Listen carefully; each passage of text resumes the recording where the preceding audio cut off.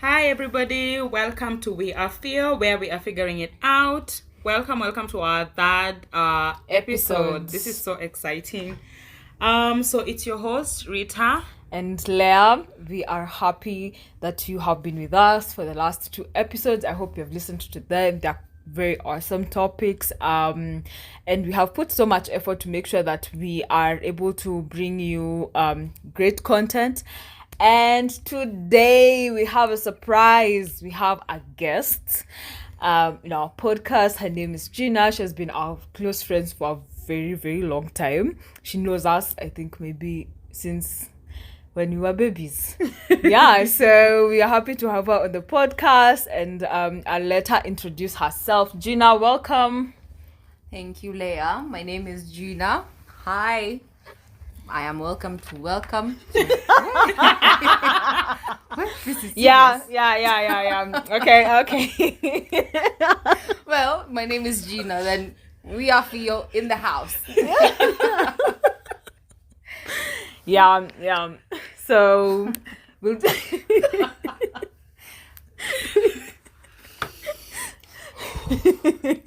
we'll just let that be. So I think she has come with a bang, as we've had. That's a good bang to start with. And today we'll be discussing about our lives in our 20s. And the reason is we feel like, this is a defining decade, right? This is a very important decade for anyone's life. I think we always refer back to, the older guys are like, when you're at 20s, or when you're at 20s, when you have a lot to figure out and you have so many transitions that you have to make in your life. And so generally today we are not even here to share advice or anything. We are just here to share with you our experiences about our life in our 20s, and we hope that you'll enjoy.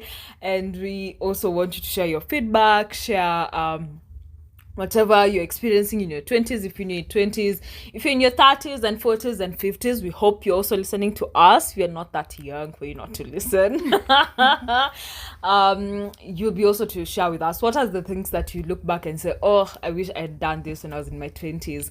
And that happens a lot, and you ask kwanza during birthdays, right? People ask you like, if you're taken back 10 years ago, what would you have done different or something? So we'd like you to share all that with us. And let's get to it.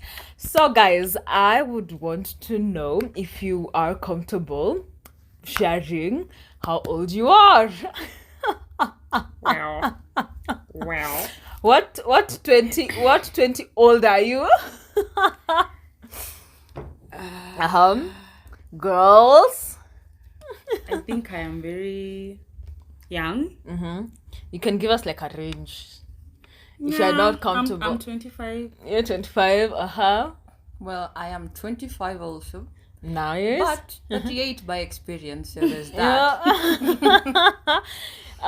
So I'm also 25. So and we actually turning 26 this year. Yeah. So top. Yeah. So at least now we are in our mid 20s. I think we have had now we have experienced half part of this decade, and for me this is a very good topic because I was reading a book called The Defining Decade, and it generally talks about how to maximize in your 20s, and I would recommend it to everyone to read it. So I think, guys, tell me something. I'd start with, how has your childhood impacted how you're now experiencing your 20s? Let's start from there. Like how or do we start with how was your childhood? And then now, how has that childhood impacted your experiences in your 20s? So you should also share about your experiences in your 20s and now bring that together. Okay, my childhood. I feel like that would take years.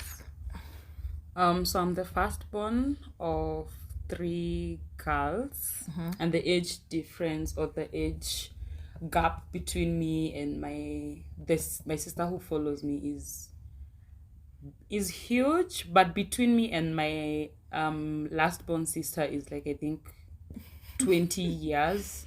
Yeah. So partly I grew up alone, but mostly with you, Leah, because we Yeah. grew up together like since birth. Um, so in terms of how my childhood was, it might be hard to believe, but I don't have a very good recollection of my childhood. You know how people say, oh, how did you grow up? I only remember things that really marked me, or Yeah. things that were really more negative than more positive. But I remember moments with Regina, Yeah. because we're very close. So most of the memories I have are after Regina. But because I felt like now I had somebody to care of and all those things. But before Reggie, it's a bit like blurry, and I think it's because I didn't have constant parenting, because Yeah. my mom is a workaholic to date. Yeah. Yeah. She works from Monday to Monday, so it at that point, like growing up, I didn't have the constant mothering or Yeah. oh, let's do this. I remember the one time, like clearly in my head, when we went to, remember when we had these yearly shows around, I think, September, where The kuna shows, Jamhuri show. yeah, those shows, and then you'd go with your parents. I remember one, and Regina was already born at that time, but I remember it because it was the first time I was really close with mom in such a setup. Like she was not busy of doing stuff. Yeah. Yeah. So I feel like having that has made me grow up really fast. Because I felt like I need to take care of Reggie. Yeah. And then my little sister came along. So I also was like, I need to make sure she doesn't feel like there's like a gap or something. But I also felt like I don't want to mother them in a way that I'm not able to get out. Because I always felt like it would trap me. Yeah. So I feel like growing up like that has also made me very more motherly even in my relationships, which is probably why very true. My first relationship Very true. crashed Ask and me. burned. So it's for a good cause. So so like growing up like that, I always feel like I have to take care of everybody else, and the last thing I remember of is like, oh Rita, you need to buy yourself something too. You need to do.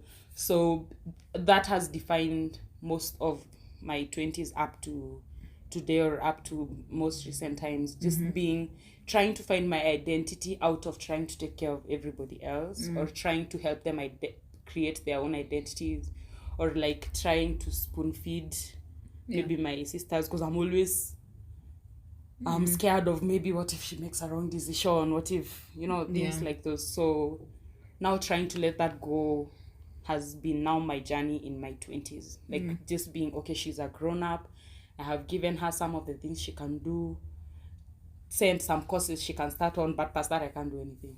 So I think now is when I'm trying to let go. And I also think that being in the right relationship now is also helping me be me without having to take care of somebody. Nice. Gina, how has your childhood been, and how has that kind of revolved to how you're experiencing your 20s?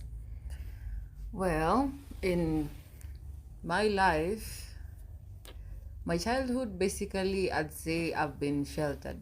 Not sheltered in a financial kind of way. I'm the second last born in my family. So that means there's 3 before me. Yeah. Now, I learned from experience. Sorry to say, but I learned from my sister's mistakes. If they make a mistake, I'm like, I'm not doing that. No, I'm not doing that shit no more. So, all through, from this is a fond memory, because there's many of us. I was the last born for like 5 years before my last born sister came. Yeah. And then we'd get into trouble, and then my mom would beat all of us, would cane all of us. And then because the rest of my siblings are crying, I'm also crying. I'd see them crying and I'd start laughing. This has always been the weird streak in me. So I just see them, they're crying, I start laughing. I think my mom stopped caning me the soonest. And then school-wise, my dad just sheltered us throughout, and he was like, you don't have to work, I'll provide everything for you, until he passed. So after he passed, everything was like was uncertain. I started working immediately after I finished high school, because you cannot burden mom. At that time, my youngest sister was going to Form 1. So there's school fees, there's shopping, there's the rest of my older siblings, they were also not stable. So everything was just uneven ground throughout. So you had to work to get money. Like that time, my mentality was, at work, I was in an M-Pesa, by the way. I worked, and then that money, the salary that I'd get, I'd try to save up and then buy my stuff when I was going to campus in September, because I already had the calling letter and all that, the admission letter. So I worked for that time, and then when it got to September, I went to campus. And then also that time I had to get because my mom was still unstable, my uncle had to chip in to take me through school. So when I was young, I was used to you do something good. This is how I grew up. Like, you have to do something to show something that you've done for you to get a gift. Like, for you to get rewarded, you have to have done something that is very nice. Say like you're in the house, you've done all the chores, you go to mom, and then you're like, hey mommy, nimeosha vyombo, nimefanya nini, sinibaie chipo. That's when she'd be like, mtoto wangu umefanya vizuri, ndo hii endo kanunue chipo.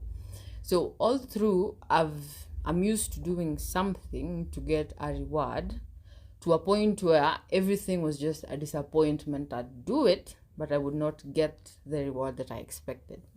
So that made me realize that no one has your back, not even partly your family. No one has it. So you just have your own back. You have to do your stuff to get your stuff.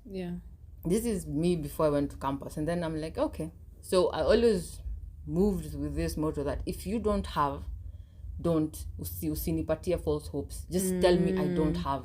I'll get other alternatives. Instead of these people when wanakwambia I have it, goja tu kidogo, just wait a bit and then I'll send it to you. And then they don't do it. You just, whatever it is you had planned, whatever hopes you had for that little they were supposed to give, be it money, be it anything, it just ends up being crushed.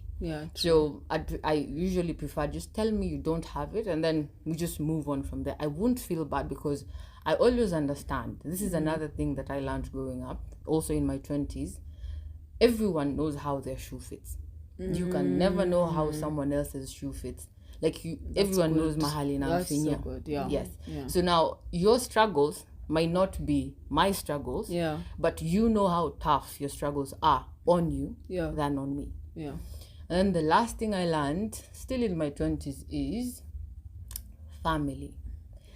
Family is family, but family is family. Yeah, I totally agree. Because in as much as everyone always says family comes first, there's this statement that said blood is thicker than water. Apparently it doesn't mean what we think, that your family is you have to be there for your family and all that. It means the family you have made for yourself. I don't know the full statement. The friends you've had, the one who you can consider family, they are more important, or rather they can help more than the family you were born in, the blood you were born in. And which is very true, because at the moment I feel like I'm at level 0 with my family. I'm so drained. If I could change my family, I would. I'd go for the Kardashians, the rich ones, or the Obamas. We all could. Or I get adopted by Angelina Jolie or something. I become the rich kid. But true. Oh well, there's some things we cannot change. But I'm still learning. But so far, the lessons I've learned, let's just say it impacts. In case I remember of anything else, I will be able to give the input. So I think we have something nearly similar. So for me, my childhood was quite challenging. I've had so many changes and shifts. So when I was young, my mom, so we were 5, but mostly it was me and my younger sister. Although also between me and my younger sister, we have a huge age gap. Actually I think six 6 years. And then what else? So between me and my younger sister is 6 years. I can't remember so much of my my childhood before my sister, actually, in a weird way, but I can remember like us being at Shosho's place together and playing. I can't remember how I broke my arms when I was young, because that was before like my sister. I can't totally remember. I just told, and I have evidence, so I can see. So when my sister came, things didn't change. We were very close with my mom. My mom used to be those people who would celebrate, even to smallest wins. She showed up at my school events, even the ones that I would maybe be doing drama or plays. And so we were pretty close with my mom since I was young. I can remember a lot of her in my mind. And then my mom got sick, and we lost her. And so the 2 years, okay, then after 2 years, my dad passed. In those 2 years, it was, I think, one of the hardest parts of my life, but I didn't realize the impact it had until I turned just recently, right? I didn't know how much impact my relationship with my dad at that time affected me until now when I'm grown. Now, when I lost my dad, that was another ball game. Everything changed, right? So me and my sister kind of got separated. So everyone was living alone wherever they were. So the 5 of us, kila mtako, in different places. And then, so for me, I lived with so many different family members, and I also grew up with that, like when you do something, that's when people get to appreciate you. And now this one is harder because now this is not your direct family members. This is like your aunts, your uncles, and it had always been there's this level that everyone else in that family, their kids are allowed to be at a lower level, but you're not allowed to be at that level. And so for me, when my parents passed on, it now became school. I was in boarding school. I was in boarding school during tuition time. I was in boarding school like every single time I'd prefer just being in school than being at home, and also clashes between families and staff. And so being young, that really took a toll on me. But I think in the primary I was the most supportive. I'd say my teachers have been the most impactful people in my life. Every school I've had teachers who have walked with me and held my hand and advised me. So like the person I am today and the kind of decisions, maybe even how I think about life, has been mainly impacted by my teachers, because my teachers were very, very close.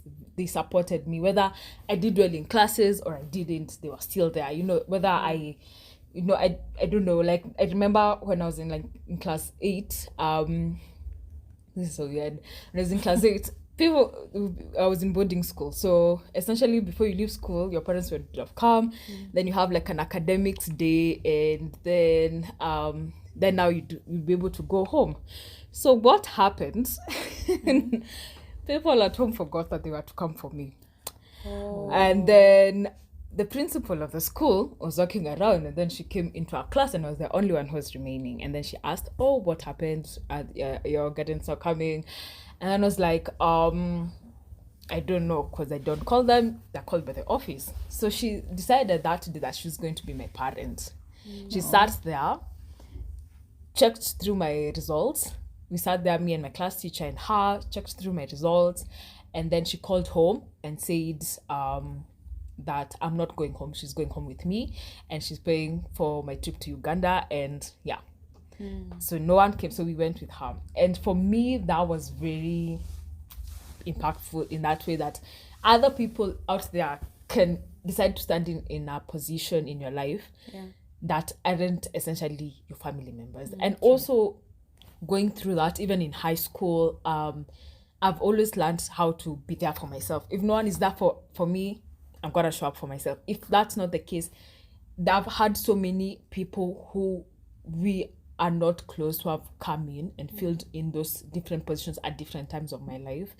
And so I think now in my 20s, one, I am realizing what happened in my childhood and things that happened, how they're actually impacting me, whether that's emotionally, mentally, and how I make my decisions. The other thing is that I've learned from that experience on how to always show up for myself.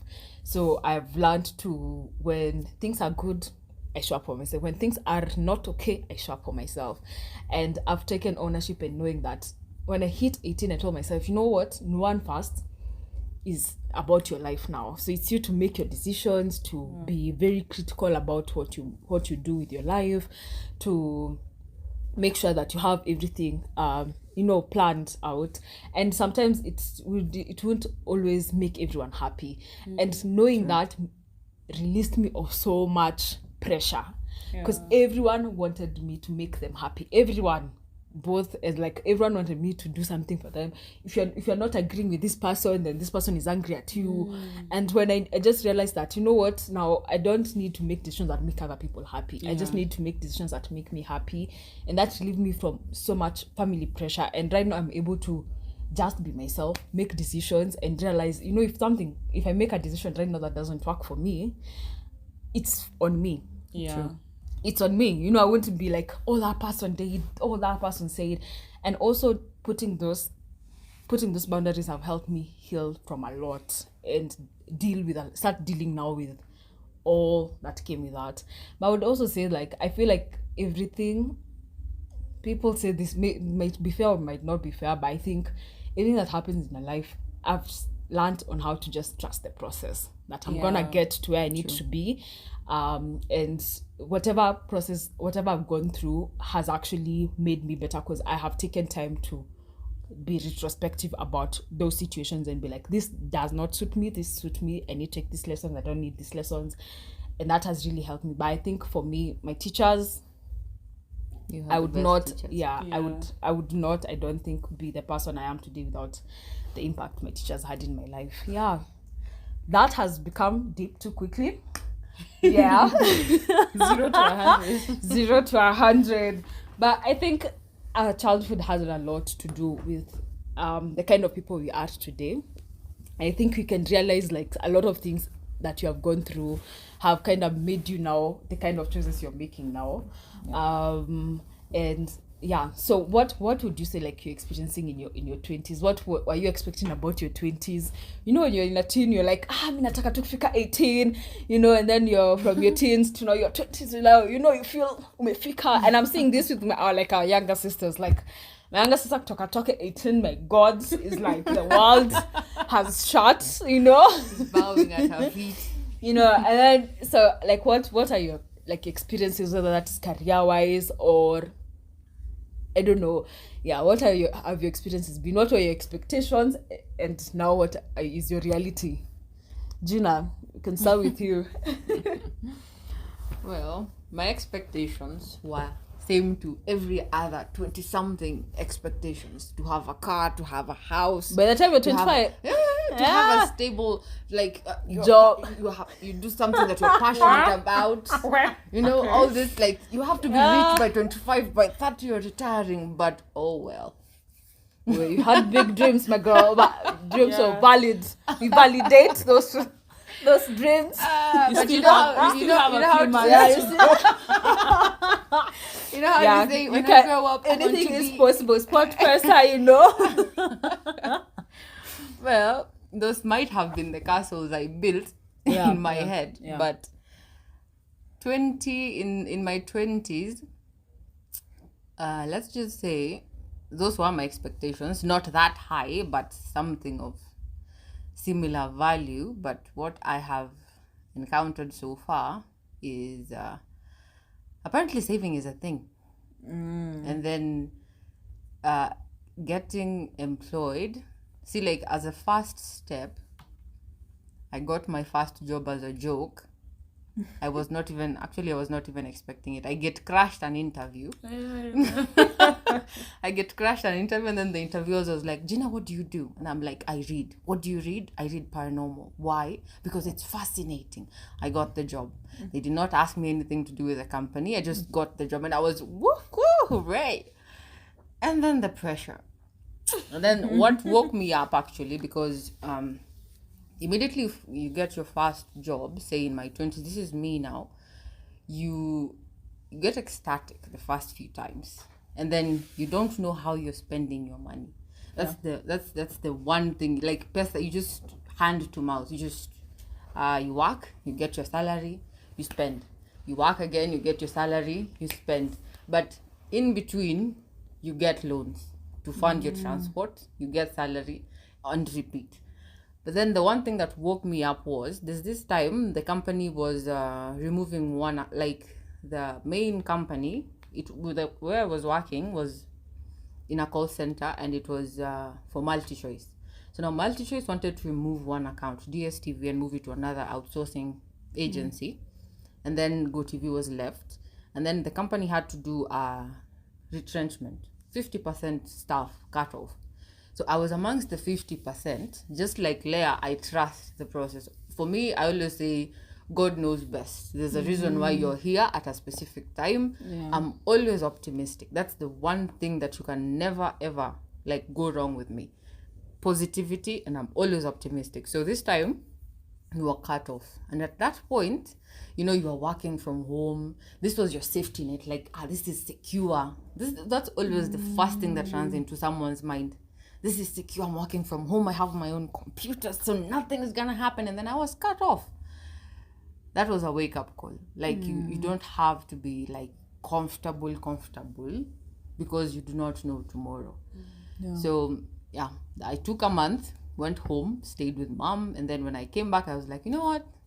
Fine. This was meant to happen, and God will provide the next step for me. I will not just sit there, but I'll try to do something as I wait for what He wants me to do.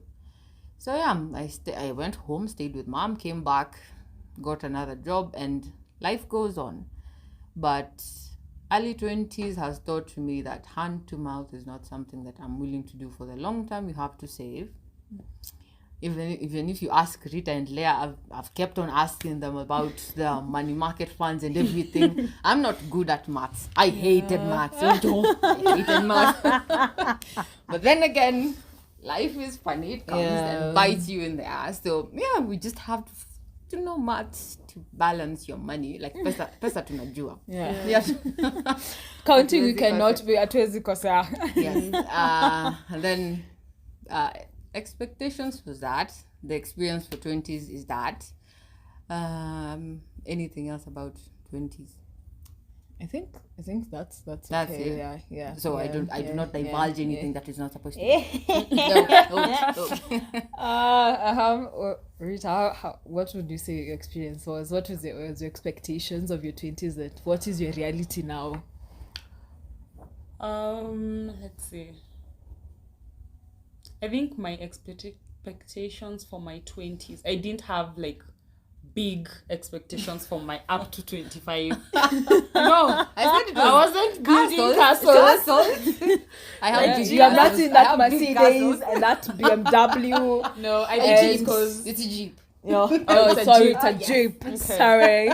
Yeah, so sorry. I think it's because I've seen mom progressively grow. Yeah. So I know things take, like, you don't just wake up and you... So because I've grown with that culture of her starting as a mama boga, walking around with rice, selling rice door to door, having her own small hotel, used to local, moving from that, owning her now whatever club. Yeah. So seeing that progression, and she's now in her 40s, seeing that progression in my head, I always knew that's the progression I'd have. So it didn't, in my head I wasn't like, oh, I want to do this and this. I knew I want to the first job I get is what I'll do. Then I'll build from there, because I've always I like reading and I like investing in my own, like, just knowing stuff. I might get scared, or like, I don't know what tomorrow brings, but I don't like being in a fixed mindset. It doesn't serve me well. So that, seeing the progression, I think my own capacity as well to not want to be in the same position continuously has helped me through my 20s. When I finished campus, I also got a job, I think, immediately. And because of how I did not want to stay caged in at home and dealing with the drama and being a counselor for my grown-up parents. I just immediately I got a job, I started saving to move out. Like anytime my mom would ask me for money, I'd say, okay, but I need to save for moving out. I need to buy a mattress, I need to buy utensils. In my head I was like, I need to move out really fast for my own and I think I'm realizing it now. If something is disturbing my peace of mind, I would like find ways to move. Get out of that. Yeah. So I think it's from that kind of thing. When I hear when there's a fight, my system just goes into autopilot and I'm just like, I'm out. Yeah, I'm out. Drop the mic. Yep. So I started saving. I moved out. And my mom put a dent in my money before I moved out. I will not even talk about it because she does not remember she owes me money, but It's like it is what it is. It will never come back. It's years. So parents. I've started paying for my dowry by myself. Anyway, so I moved out and then I think I lived by myself for how long? Like for a few months. I think we did we all did like some few months, like 4 or 5. Yeah, because you were coming over to my place, I was coming over to your place, and then we figured we were trying separation. Separation, long distance relationship. But it was not working. Can you imagine Yaku and Thikorod? So hectic. And then it was close to where mom's club is, so I was also like, girl, did you really move out? Did you? So, and then after that, so I moved to Juja, so we moved in with Leah. And then what happened after that? So I continued working. Yeah. And then through Leah, I got an interview for, I think it was you, yeah? Yeah. I got an interview to work at iHit, which is a co-working space. Which was really fun because I realized I like startup-ishy, whatever organizations that are trying to build their structure, trying to build how they operate and things like those. So that was really fun for a couple of months. And then because I just keep searching, I don't even know why. So I got another job. So now the current job I'm at. And then I think now the journey of that, I really appreciate it now because I see how I've moved from the first job I got, up to today. Yeah. And also the capacity, like you never know what your mind is able to capture, how your mind is able to stretch until you actually try to do that thing you thought. Because I was like, data analysis. I would freak out. Had a talk. Death. I've never even worked. Warning sign. And then my bosses, I cannot even tell you how I ended up. Yeah. Like working with data and then doing community engagement. I think I've done a lot within ALG selection now, which is like acquisition. So the growth within the time I've been with the company now, but also the progressive growth since I left school, because school was the ghetto. Since I left school has really been a defining journey for me, and I feel that my 20s up to now, I think I'm proud of my early 20s. Yeah, because I've seen how much I can do starting the podcast. Like I've seen how much I can stretch myself, get out of my comfort zone. Yeah, so I think my 20s have been really enlightening. I think I'd say that for my 20s. Nice. For me, did I have expectations for my 20s? No, I don't think I had like an exact expectation of my 20s, because I like diversity and I like learning a lot of different things, and I like seeing what different things would offer, right? And I think it's important for me to say this. When I was in class 8, I don't know why I keep referring to class 7. What happened in my class 7? Was that the name? No. The crush. What? Is this where you say that? So when I was in class 8, I had 2 teachers tell me that I'm destined for greatness. That's something that I've never forgotten. And that's something that has always stayed with me. So even when I don't feel like I'm at my best, I always know You're destined I'll be for greatness. I'll be great in whatever I do. They put that in me, and that stuck so closely because these were 2 different teachers, and like I was from meeting one, and then when I was walking towards my class, I met another, said the same exact thing, and I was like, wow. So they see something that I don't see in myself, and I kept that in my head, and I told myself, okay, so these teachers have seen something in me that that can be an anchor for me even when I don't feel like I have actually done it. So when I finished primary school, I went to high school. High school was the ghetto. You saying campus, me high school was the ghetto, man. Yeah, so I didn't really perform as well as I had done in primary school. So when I got my KCSE results, I told myself, you know what? If there's a platform that people, who have performed really well are given, I'm gonna make sure I stand in that platform too. And I didn't. So for me, it wasn't like, oh, I've gotten this grade, so now I'm not good or I cannot be good at anything. It was like, okay, this was a downfall, but if these whatever people are given out there, I want to also be there when they're being given it. I think I can do it, and then so after I did that, I joined another important part of my life, one of the best decisions I think I've ever made until now. I joined Pace. So Peacemaker International is an organization where it takes guys who have just finished high school and place them in underserved public primary schools to teach kids because of the shortage of teachers we have in our schools. And so I actually got one of my friends, Suzanne, is one who told me about Pace and encouraged me to apply.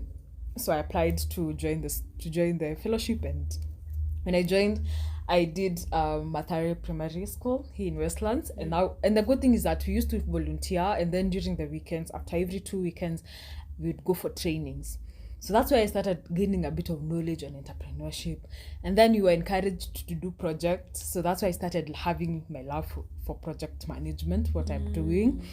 That's why I knew, like, after 6 months, I was like, this is it. I want to be able to do as many projects in different areas and have as much impact as I could. Because the good thing about the skill is that it's adaptable to different sectors. And then after that, I got an opportunity to go to, where is this? Marigat, somewhere, Ilchamus, just interior places. And I did for 4 months, and that was life changing, man. It was different. I felt like I was not even in Kenya. I don't even know where I was. And man, it is in Kenya, but I didn't know where it was because culture shock. Then I used to teach. Now I was now the teacher. In this other school, I was assisting. This other school, I was the teacher. I'm setting exams. I'm talking to parents. I'm telling them about their kids' performance. I'm encouraging girls in an area where girls are not really encouraged to go to school. I was there being a role model to young girls. I used to teach girls who had babies and they were married. And so at lunchtime, they would run and go feed their babies and then having also boys in our class who are taught to be morons and are told, if a father passed on in a family, the first son would even authorize the man to do something. And so you're there as a teacher, as a woman, and you need to stamp your authority in men who have been taught you should not be listening to women. And so that was really life-changing for me, and I really, really learned so much from that season in terms of leadership, in terms of adaptation, in terms of like being in a place that is of difficulty but still staying there and still pushing because you know what your goal. You know what your goal was. When I got there, I had heat rush like a baby, the whole body. Baby girl lifestyle now was done. And then after that I got to campus. And for me, what Pace did for me was to teach me that whatever I want to do, I can be able to do it. Being in that situation, doing projects, starting library projects in the different school I was, teaching kids, having kids come and talk to you and, tell you they want to do this, they want to do that. And you're there telling them, you know what, you can be able to do this, guiding them, talking to them. It was different. You're having an impact in a child's life. And that was, for me, that was really, really huge. And so going forward, I have always had projects. Always had projects since I was in Pace. Even when I was in campus, I was working on projects. Pace supported me in my projects, even while in campus. They really held my hand. Mr. Jacob is one of my mentors, and he taught me things about time management, about how to approach people. I remember I interned there, and one of my goal was to get different partnership for an event they were hosting, and I got like 20 partnerships from Family Bank to what other banks, and I would go walk there and talk to them and ask them for their cards, and they would even come looking for me in the office. So that was really they really put me out there, out of my comfort zone. And for me, I usually use those challenges that I faced then, or when I did such things. So now when I'm about to face something, I usually tell myself, oh, you once did that. No, so now you can be able to do this. So just do one thing. Maybe if it's approaching someone, just approach that one person first, and then use that to go to the next person and the next person and the next person. Because that, when you do it at first, that fear that you have kind of issues or it becomes minimal. Then after that, after campus, so in campus, as I said, it's all the same platform. I'll be in that platform. I did really well. I think when I was in campus, I was like, you know what, I didn't really do well in high school, so this is my moment. So I made sure I shined. And then I got into startup world. And I've always, actually through Pace, I met Cyril, I entered Chapter, I did events, I hosted Nairobi Talks, which is one of the things that I don't know how I did it, but I did it. God has really I feel like God has always brought the right people in my life for the right seasons and the right moments. We have also done data entry work. And I feel like a lifetime.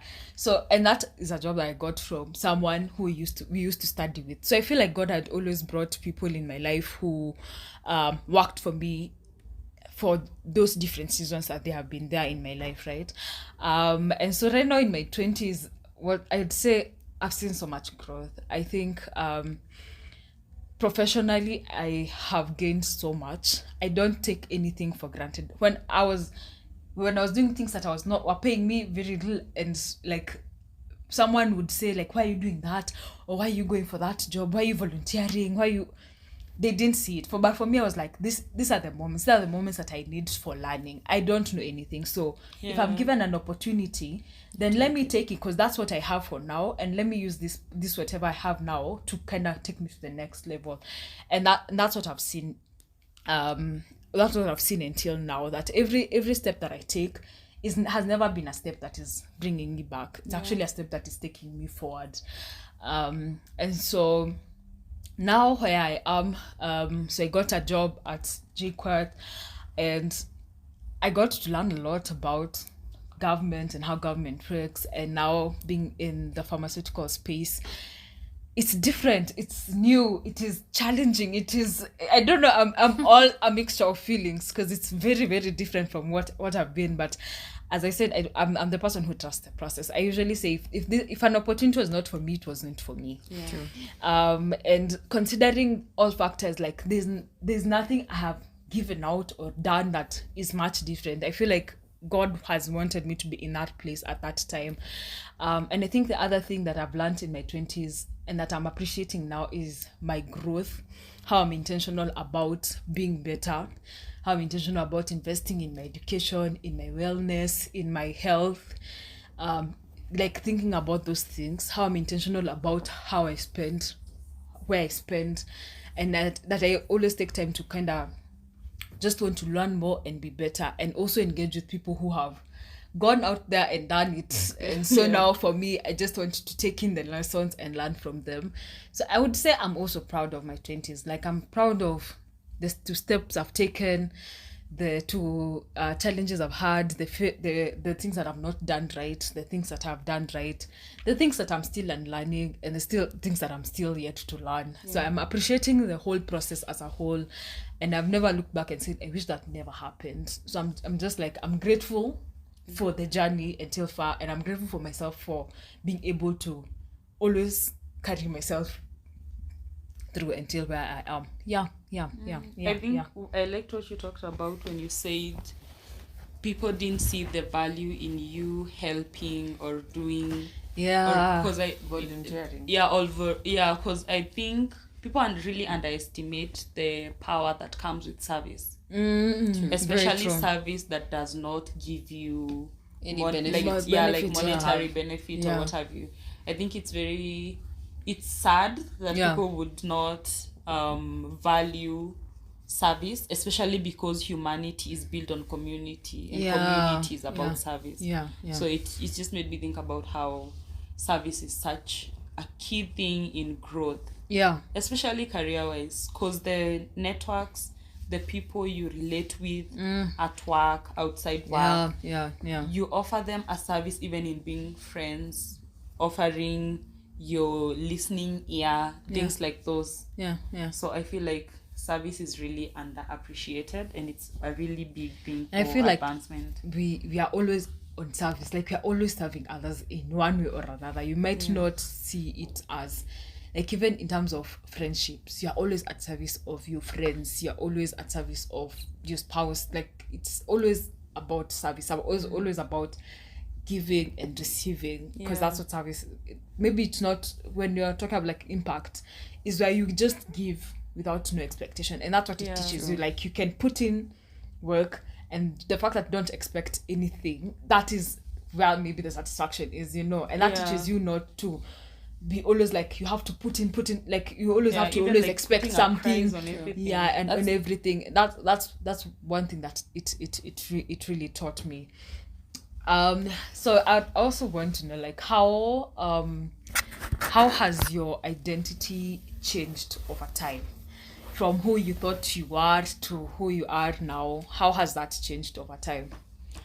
Who I thought I was, I think I was having an identity crisis when I was in campus, because I really didn't identify maybe who I was, and I was also in a toxic relationship, so I feel like it was my crisis, my identity crisis era at that point.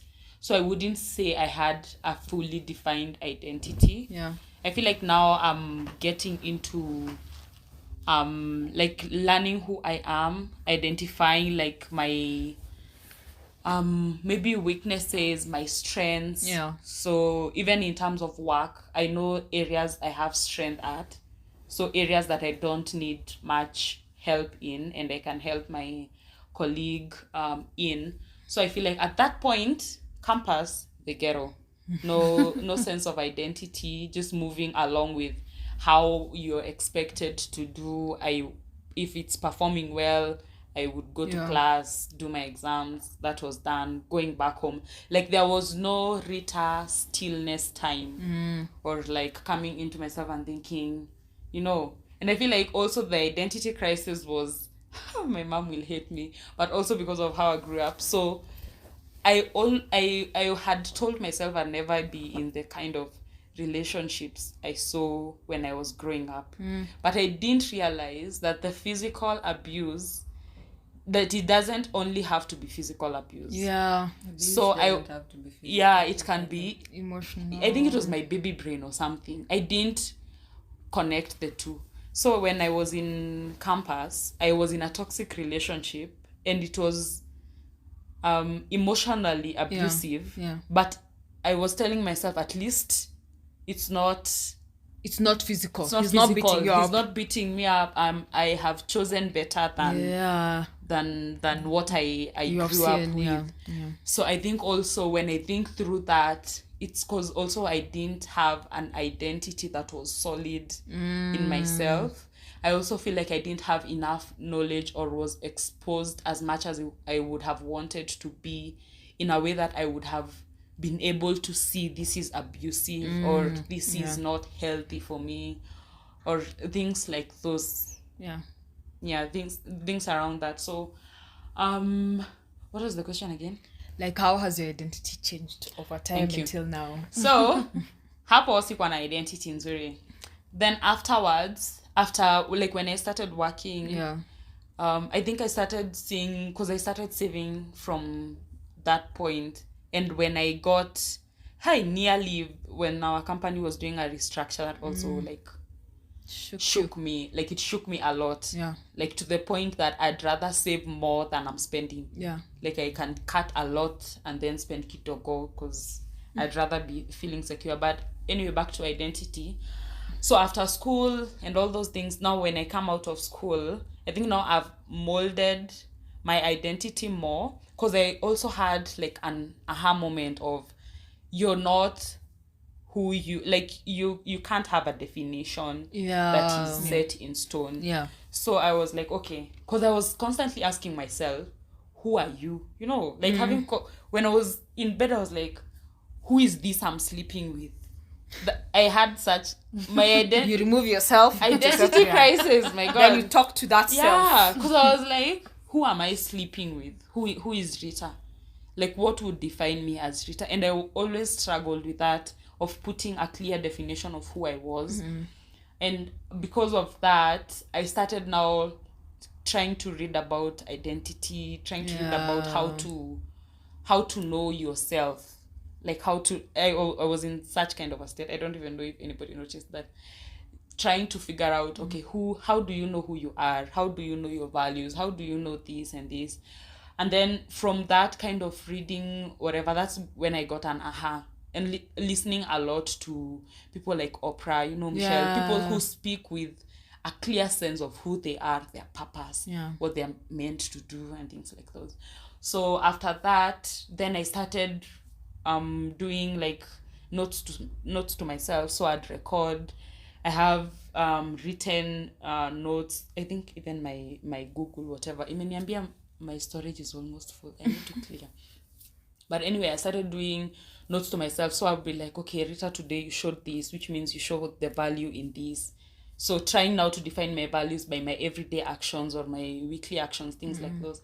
And then now progressively doing that, now I can say I am this kind of a person who doesn't do this or who does this.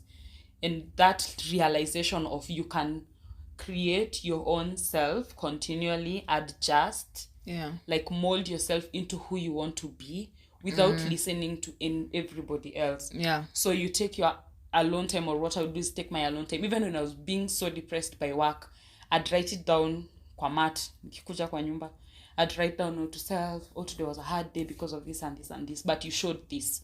So that really helped me define my values, which I think has also helped me like define my identity or the person who I am and I progressively want to be every day, because sometimes you flip out. Sometimes you don't behave as per what you have set yourself. Like if your value is this and sometimes you don't act upon your value, it happens. So I think I wouldn't say I have a fixed identity, but now I have a better sense of what I am not. Which is really good. And now I'm progressively growing into who I want to become every day. So let's just see what my late 20s will bring. Geaner. Actually, I have a comment to say about, remember when you said that in campus, the ghetto, you didn't have your identity and then you're in a toxic relationship. There's this statement I read that no matter how many red flags are there in a relationship, when a flag is facing you, you can't see it. I know. You can't see it. So everyone else around you would see the flag. I but remember you will everybody not was see seeing it. Yes. So it's not your fault that you found yourself in a toxic relationship. It's just that maybe your subconscious related that with normal. Something, But that did not define who you are, because truth be told, everyone begins from somewhere. Yeah. And you never knew that you had made a bad decision until after it had already happened. So that one does not define you. Your mistakes do not define you. They're just a starting point. Yeah. True. I also feel like relationships just, and maybe we'll discuss this later because we are very we're coming to the end of this. Relationships have a way in which they make you define yourself differently or make you doubt yourself, and that's something that you are going, or even they can make or break you. So yeah, we are going to dive into that because I am passionate about that topic. Yes. So so for me, in terms of identity, I don't think I also have like a clear sense of exactly who I am, but I've come to realize I sit down a lot with myself. I analyze a lot of things that I do. I introspect. I also journal. And I feel like these are the things that are helping me to kind of identify who I am, what I value, what I don't. Also, what I love about myself, what I need to work on. And what are the steps that I can take to actively get there, and also just listening to good content that is molding me each and every day. I'm very intentional about understanding things to do with my mind, understanding my mental wellness, understanding character, understanding values. All those things are very important things that I'm learning each and every day what they mean for me, what would a certain action mean to me from a person, or when I do something, what does that make me, what does that say about me, and then the question of now also like being able to put boundaries. You can't put boundaries if you don't understand what exactly kind of boundaries you want to put, and what brings you peace, what brings me peace, what brings me joy, because those are part of your identity, right? It's not just, I feel like an identity is not just about my career or anything. I think there are a lot of internal things that you'd need to define for yourself, because a career can, one day you wake up and It's gone.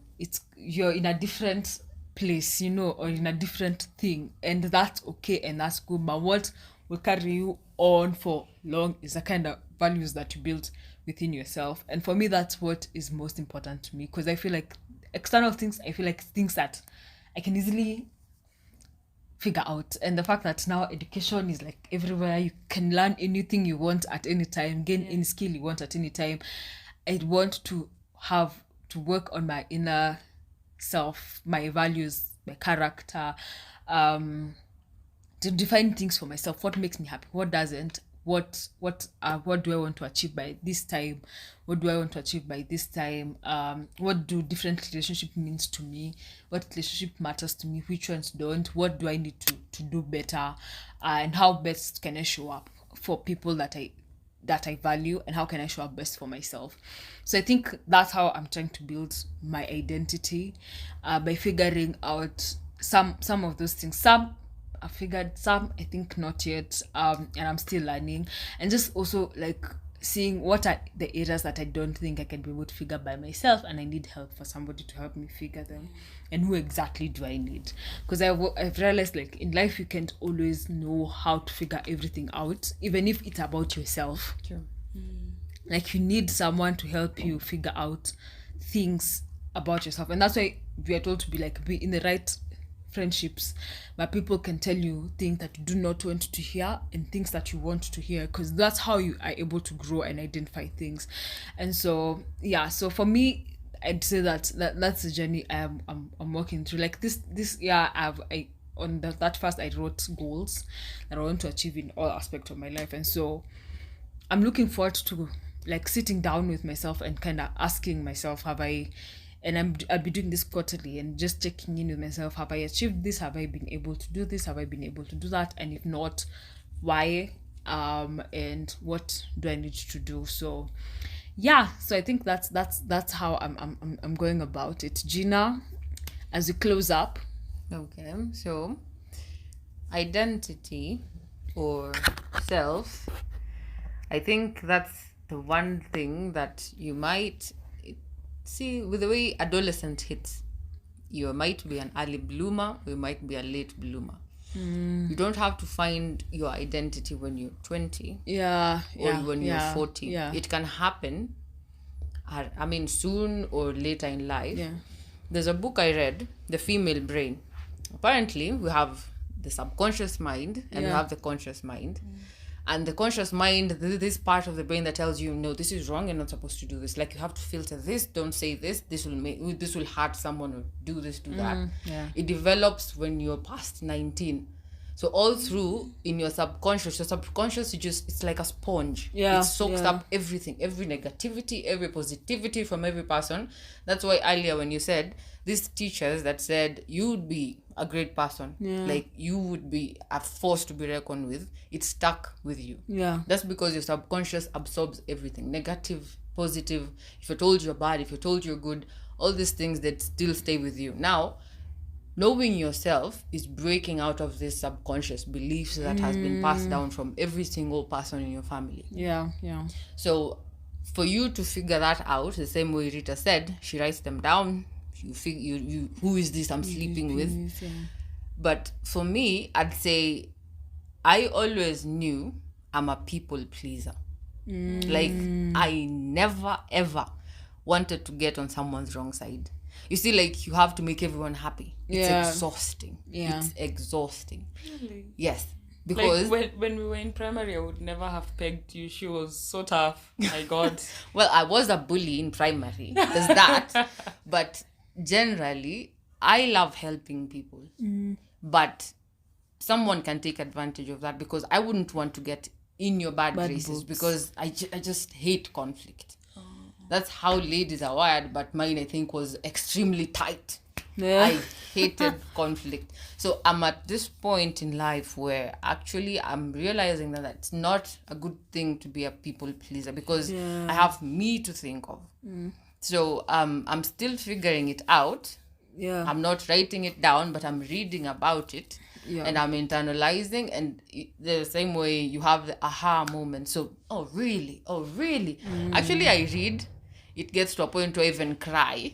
It's a book. And then everyone is like, you're not to get jicho mbaya, but then who cares? And then I have this attitude that I developed this year, that I don't care what someone else thinks. Because when it comes with people pleasing, comes with you always have to be conscious about what someone else thinks about what someone else, the opinions of everyone else. So this year I decided, you know what, fuck everyone else, this is me, this is my life. So if it pisses you off, do it to Fanani, or if it pisses you off, keep your comments to yourself and be gone. And then part of what I'm doing, you see, the way you can see someone in something, say, for example, the most common one, a lady wearing a short dress, same as she's light or she's dark, but she's wearing a short dress. In your opinion, you're like, she's wearing that's a very short dress. You're not supposed to walk around town with such a dress. But when you think about it, when this lady was leaving the house in the morning, she was comfortable. She is still comfortable wearing this dress. So this is not her with an issue. It's you projecting your insecurities toward this person. So with this negative energy you keep on projecting to this person, you make them feel small. So in life right now, I'm going through that phase. I'm not negatively commenting on anyone, because I'm like, you know what? That would be projecting. Because that's your opinion about you look them. amazing. That looks nice. You're comfortable. Then let's go with that. Let's not listen to my opinion, because in this scenario it does not matter at all. And then the same applies. Juicy. I was talking to this guy. I wear glasses. I mean, we all wear glasses. And then the guy was like, have you seen us? I don't know if it's ignorance or being dense, sorry to say, but he was like, if you remove your glasses, don't you just walk while you're touching the wall? You won't fall or knock things off. You see? I see that the reaction that you have. Yes. How do you kiss with your glasses? I know. Exactly. So I was like, oh my goodness. I thought we were advanced. I did not know what to say to this guy. So I ended up with, I'm short-sighted. I'm not blind. I'm not blind. I can see. So such things, this is just you projecting, and then something to do with, like, if I put on something, you don't like it, keep your commentary to yourself. If it's not nice, just keep it to yourself. I don't know, want negative energy. So at this point, I'm at a point where I'm learning to say a firm no. I'm learning to say, just mind your business. If this does not concern you, go away. If this pisses you off, do it. We become colleagues, or just turn around and get out of my face. So I'm still learning. I'm not there yet. I do not know who Geaner is. Yeah. But ask me the next 3 years, I'll have a definitive answer of who I am in a specific aspect. Not all aspects, because we can spend the rest of our lives. And the fact that we also keep on changing. Yes. Also our interest and our likes and life just keeps on changing. And so today you might want to be Michelle Obama, then tomorrow you want to be someone different,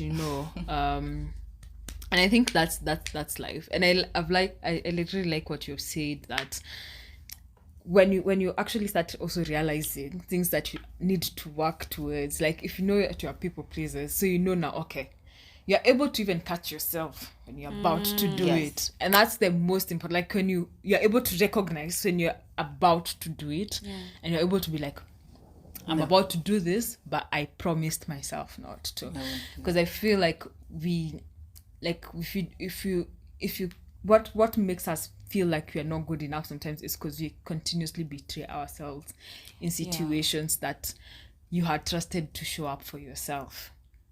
And so so as we've heard, we are still learning, we are still trying to figure this stage out. We're trying to see whether make this decade our defining decade, and it won't be the last decade, but it will be, make sure that when we are asked, how was your 20s? Because for me, last year during Jada's birthday, it was when I was like, if somebody asked me about, because she was turning 15, and somebody asked her, if you what would you have changed in your 20s, or what would you have changed in your 20s? And then I was like, when someone asked me that question, I want to say, maybe no, I don't want to change so much about my 20s when I'm at my 50s, because I've already passed. So what would I want to say about my 20s when I'm at my 50s? What are the things that I would want to talk about that have helped me to get to where my 50s are? So when you think about that from a backward perspective, like from your 50s now, like looking back now you're in your 20s, can really help kind of make you now see what are these things that you'd want people, not even people, like what would you want to say about yourself in your 50 that you can now start building now. So I personally would recommend everyone to read the Defining Decade book. I think it is it kind of opens your mind to what your 20s could be.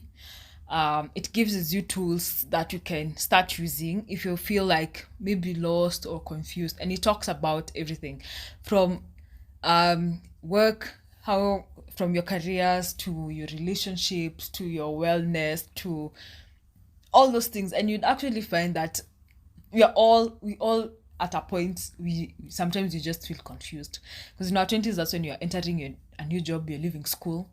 Somewhere around there you get into a relationship, messes you up or becomes good, then you're either married, then there's a kid. That's by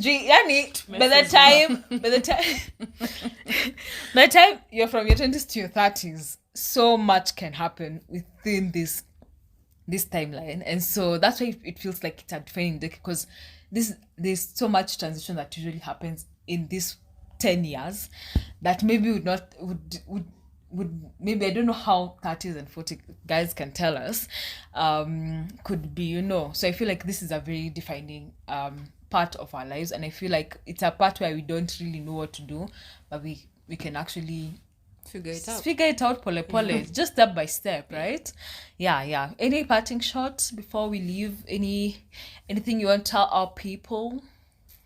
I think one thing I can say based on what Geaner mentioned is around your inner being, silencing your inner being.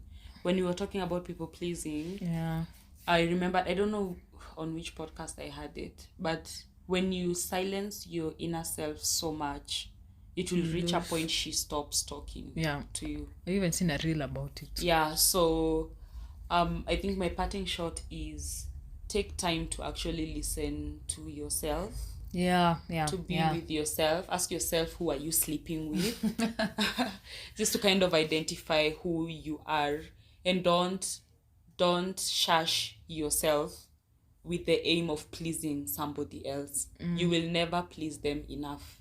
They will always want more and more and more. You'll be the hand that keeps on giving. Exactly. And at the end of the day, you will lose. Because you will lose your sense of self, your dignity. You will be left broken. So if you can learn to listen to your inner voice, your intuition, listen to her, care about her, nurture her, so that anytime you're going to do something that doesn't serve you, your intuition is loud enough that you can hear, and it's not silenced by your constant shushing it because of trying to make everybody else happy. Geaner, any parting shots? Well, because today's topic was identity, I'd just say your timeline is not defined. Your timeline is not defined. You do you. Because just because Rita knows a section of, she knows a part of her identity, Leah has the values she wants to stick to define her identity, does not mean that I have to have it figured out. Because all of us are the same age. So everyone has their own timing. Remember the reference that I had for adolescents. Someone is a late bloomer, someone is an early bloomer. And then there's this friend of mine I was speaking to yesterday. He said, wisdom is impacted on everyone. But there's no definitive time. Like, everyone's supposed to have it. You have it when you decide to have an open mind.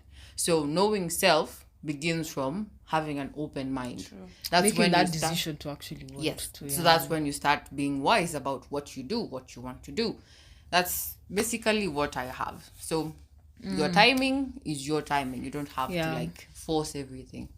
And I think that is so important, because I feel like we're in a generation where we all want to be this at the same time. We all want to be financially what we all want to be. Like, just take it with your flow, and it has to be about you, right? Because when you do, even if it's a positive thing, but it's not your own time. It's like books. When there's a time you read a book and then you're like, it's not for now. This book is not for me now. And then just read it after 3 months, then it will make so much sense. I know. I have a book in my drawer. So that like, you'd find that, and the thing is this, I think it's the same in life. Like, there are times when, even if it's a positive thing, but it's not its time, then it might not make sense to you. It might not even end up working for your own betterment. And so just don't feel the pressure to want to be at different places, and even as friends, because I know this is the time you interact a lot with your friends and a lot of people, and you're trying to also like find your, what do you call it? Your place in the world. Your place in the world, your gang.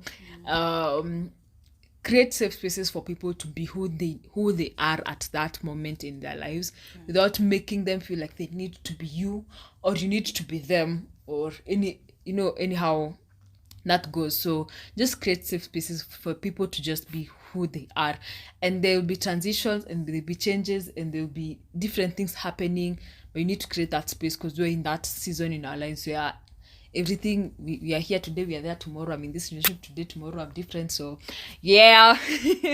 so next time you're going to be digging deep to relationship stuff in our 20s, money stuff in our 20s, careers and how that has changed, and we'll be having more guests, so be ready for that. It will be exciting a moment. And this podcast is not just for women, we also men are also welcome in this podcast. So we value all of you. Please share. Follow us on all our pages. We are Fio, and then also click on a link tree to find all the places that we are. And if you're not in the podcast that you listen to, please just DM us, and we'll make sure that you're there. We also have a YouTube channel, not yet videos, but you can be able to also listen to our podcast there. And also, it's still on that link tree on our, what do they call it? On our Instagram on our Instagram bio. Yeah, so you can check us there, and please communicate with us, talk to us. So we are happy. And also give us feedback. Follow us on Spotify and also iTunes. Yeah, follow, share, and comment. Thank you, and bye. Bye.